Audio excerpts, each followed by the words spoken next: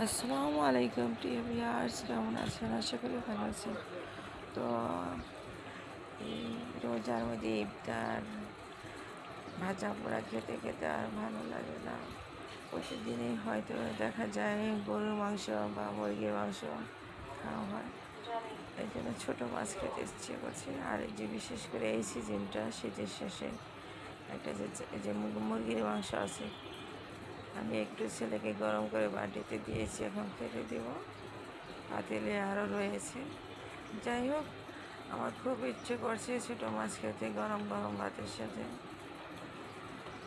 তো ওই যে চাপেলা মাছটা পাক করলাম, পোড়া পোড়া যে চাপেলা মাছটা ভোনা ভোনা করলাম, সেই হয়েছে।